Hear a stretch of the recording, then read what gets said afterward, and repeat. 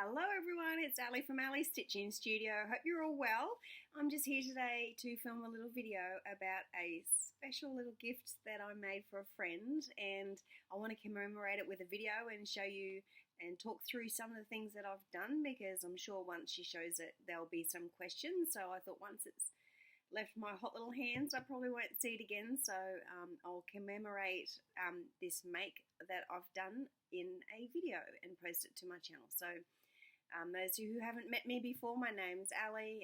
Alison's my full name, and I love to cross stitch and quilt, and this is a video about junk journaling. I have made a junk journal and sent it to my friend Lisa, Kindred Stitcher, and I became friends years ago. We sat with each other at the New Jersey Floss Tube Retreat back in 2018 and had a great time, Lisa and Laurie from Mischievous Stitches and myself.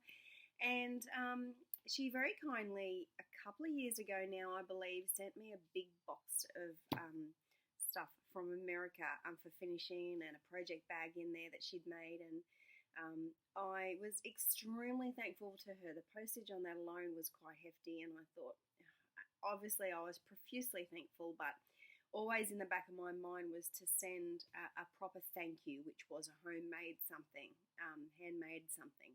And once I started junk journaling, I thought, I can really see a beautiful junk journal made, and Lisa could use it in putting photos from retreats, ephemera that you collect at retreats, labels from stitching things and quilting things. So just a crafty sort of a journal that could be used to commemorate what is an important part to all of our lives. And the junk journals that I've been making, this is only my third one, have been based on videos in the junk journaling YouTube world. So I will put down below this video some of the junk journaling channels I have been watching. They're extremely good to watch while you're stitching, because I don't have to pay full attention. There are so many techniques to learn. Junk journaling is something that I would strongly suggest for you if you've got a paper crafting background and have got things at home. I have so many things, from scrapbooking and paper crafting and card making and rubber stamping over the last sort of 25 years. So I have kept a lot of things. A lot of things went on, but a lot of things I knew I could make the use of, and I was just waiting for that thing. And it seems like junk journaling is that craft that brings all of this stuff together. So I love that. So without further ado, I will show you what I've made, Lisa, and hopefully if you're a bit of a barrow bird like me and you've got things, you'll be intrigued enough to even go and look at some of these masters that are junk journaling. I'm just starting. This is new to me. This is only the third one that I've made. So I am not posting this video to say that I'm an expert at it, but you can certainly go on and learn things quickly. So here we are. Here is a junk journal that I have stitched the front cover in this little pre-printed stitching panel by a designer called Natalie Bird. She's a local embroidery designer with pre-printed panels on this one, and she has a heap of different themes, and I just stitched up stitching days because it was relevant to this. I've hand bound with thread. That's a Japanese shiziki thread I used on that embroidery, and I've put some dangly beads because this is a trend in junk journaling that I saw and I loved the idea. I really even like that sound. And the back there I've put some collage medium from Tim Holtz. It's a vintage collage medium. And this is the front of the book. It's thick enough that it will sit on her shelf like that, and wide enough that as she puts in photos and bits of ephemera and things, it'll fill up. So that's the outside of the junk journal. We go into the inside, and it's got what are called signatures.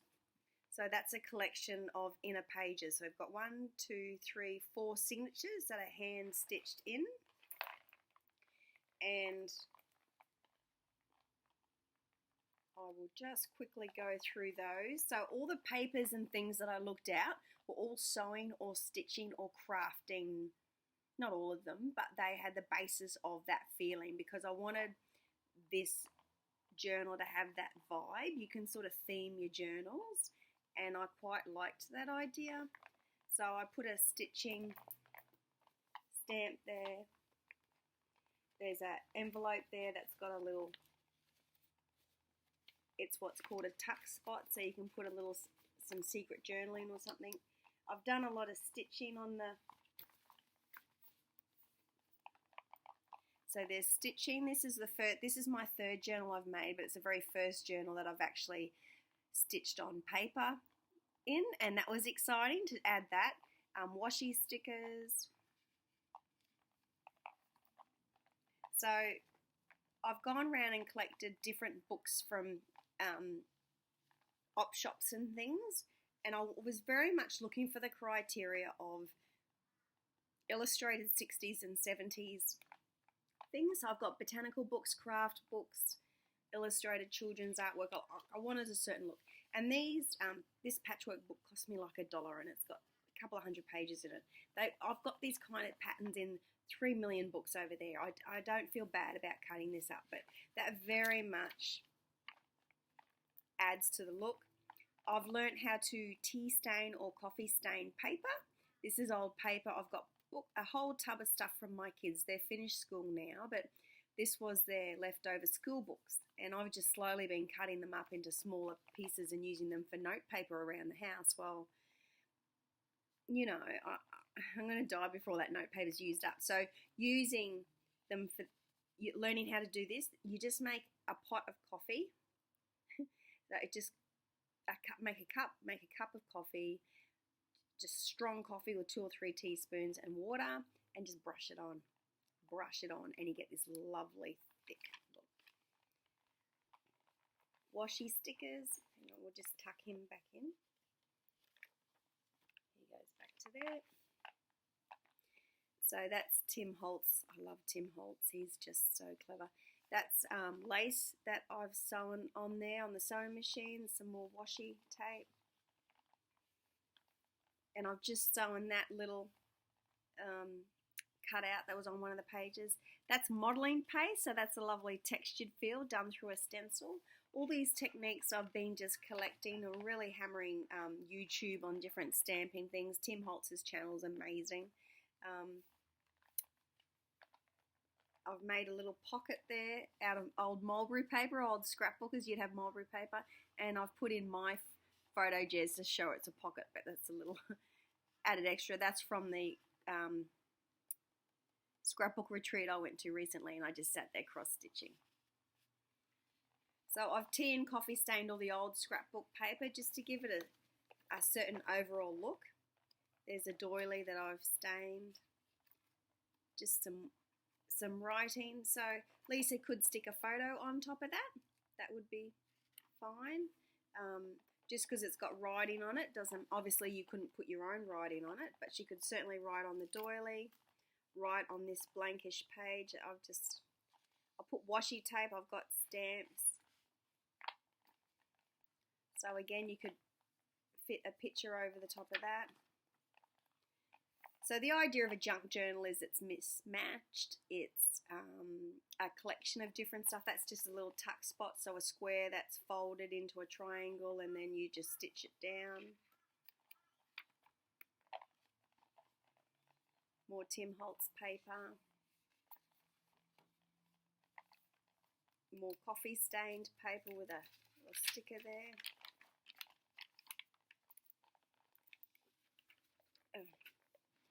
That's a bag.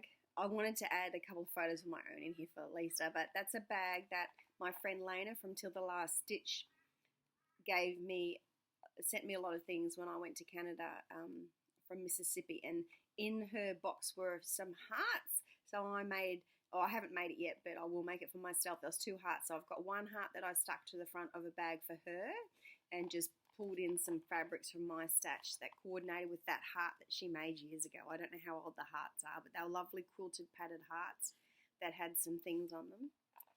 Hello, Lena. I'll be watching this. You sweetheart. So that's the end of the first signature there.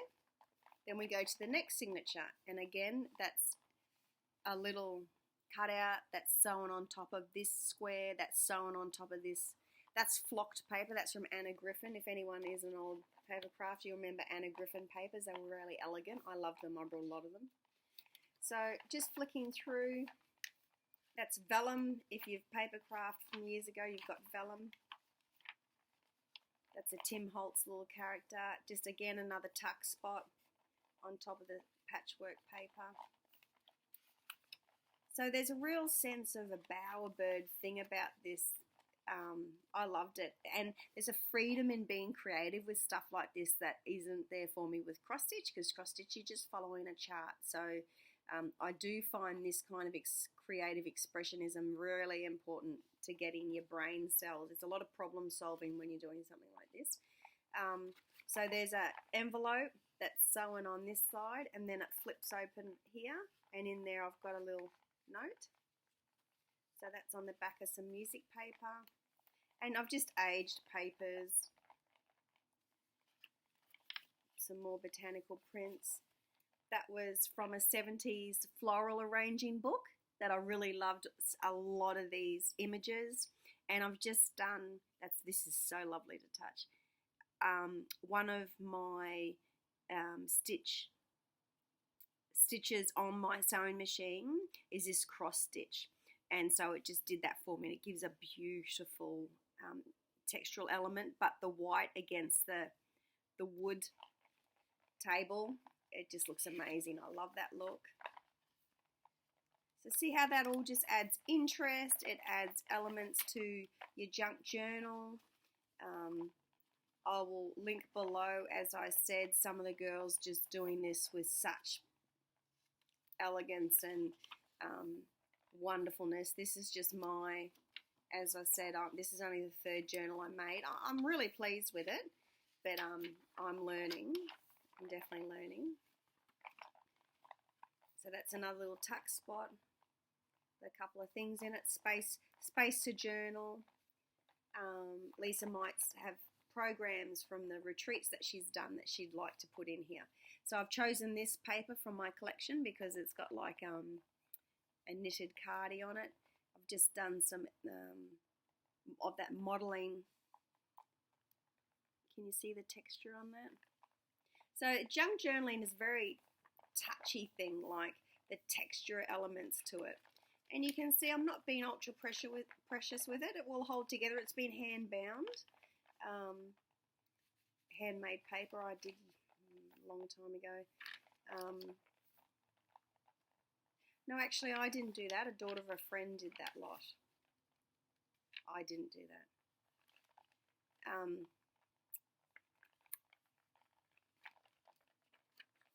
Space for journaling, space for more photos.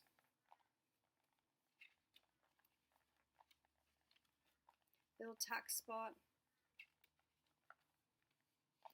So you can see spaces to write things, themes of the sewing themes in everything.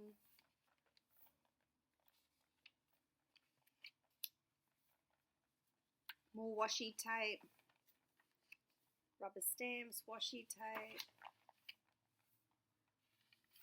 more handmade paper,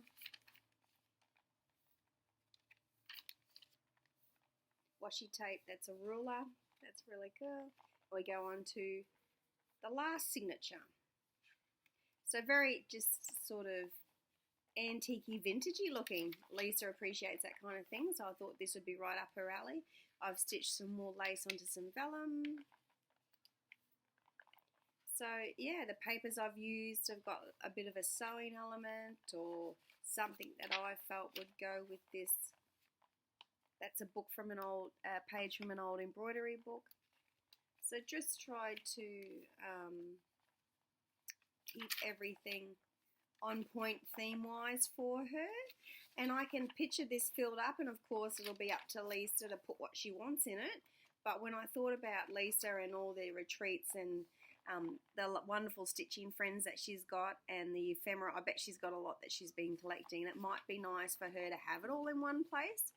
There's some stenciling. I mean, Lisa, do what you want with your album, love. But that was just my idea when I was making this the whole time. Little envelope with a tuck spot again.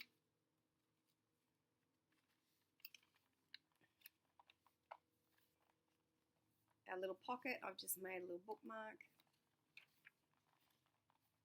So there we go. We're coming to the end there. Another little pocket with a, so she might choose to put photos or something in there. And that's the end of it. And I've just got some Tim Holtz cloth tape. I really quite like that. And that just strengthens the corners. Because, would you believe it, junk journaling generally, there's whole variations. I shouldn't generalise, I'm only learning. But a lot of them are made from packaging, like food packaging boxes. So this was a cereal box in its first go at life. It's now going to be a beloved junk journal, but you can make them out of any food packaging boxes. You can have an old book that's got a heavy hardcover book, and then you can cut the guts out of that and do that, or you can alter a book by sticking things on top of the pages within an old book like that, or the variations are endless, but this is the first type of junk journaling I've tried. The other two I actually machine stitched. My sewing machine's just here. I machine stitched in what signatures are called, these signatures. But these have been hand bound, and that's their string there that you can see. And one of a trend on YouTube for the hand bound is then to stick your beads on there.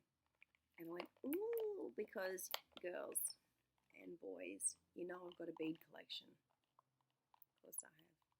I've done a little bit of beading. And I've got an exorbitant amount of beads versus the amount of beading I've actually done. But that's what happens. So I've just chosen random beads and then just tied a knot at the end of the bead with about 3 or 4. Done a quilter's knot. They're not going anywhere, those beads. So just a random collection. But I really like that. The sound that gives. So anyway, looking back, here we are. And stitching days, when I saw that little printed panel, I thought, oh, that's perfect. And it had already come in the mail a few weeks ago, that printed panel. It's got about 20 or 30 emblems on it. And I was just thinking I wanted something on the front of this that made a statement, but not bright. I wanted it to be a little subdued because this has got a little bit of a vintage look. So I wanted the thing on the front to fit in with the whole overall vibe of the project. And I've just stuck it on a bit of the same vellum on the back. So anyway, that is your look at Lisa's what's called junk journal. I've made one for my mum that she put all her bird photos in. She loves watching birds and she counts them on our property. She lives here with me. And I made one for my garden. And so they were my first 2 beginner ones. This project, I've learnt so much on it. Lots of room for Lisa to put all her photos, put her programs, put her whatever she wants in here, do her journaling, write on them, take some notes about how happy she was at the retreats or finding little antidotes. There's space for everything. There is a space for a lot to be added to this, so it's not full already and she can't add anything. She can certainly add lots and lots of things in here and have a grand old time while she's doing it. So I just want to share that with you and keep this video, I suppose, as a memorial, because once this goes out, it's going to the other side of the world and I won't get to see it again. And I really have been very, very fulfilled by making this. This has been a great joy. Quite a few hours went into it, but just sporadic, you know, hour here and hour there. So it's only been on the go for a couple of weeks now, I suppose. I've got a little table over there that I do my junk journaling on, and I do a little bit here and there and put it aside. But generally, you make the signatures first, and so I'd put a signature together and choose my papers. Then I'd sew on the papers, then I'd stamp on the papers, do the washi tape on the papers. So I did the signatures sort of in that construction sort of style, different phases, and I found that quite quite good. So you can get an overall look where it's cohesive because you've done all the aging at the same time, you've done all the stamping at the same time, you've done all the washi tape at the same time. So there we go, Lisa's junk journal. I hope you enjoy this as much, Lisa, as I enjoyed making it. My mum always said to me when I was young that the sign of a good present that you've given someone is that it's hard to hand over. If something is hard to hand over, you know you've given them a good present. And my friend, this has been hard to hand over. I absolutely love it. So I hope you get half the enjoyment out of it that I have making it. And I hope someone watching this has been engaged enough to jump on and have a look at some of the ladies below and the wonderful work they're doing, because junk journaling is massive. I mean, some of these girls have 200,000 followers, so there's a big world of junk journaling. So if you are in any way engaged in anything that I've shown you, please go and, as happens, have a look at the junk journaling world, and you'll just jump down that big old rabbit hole and follow some squirrels to another world. Okay, folks, take care and happy stitching, junk journaling, and quilting to you. Bye.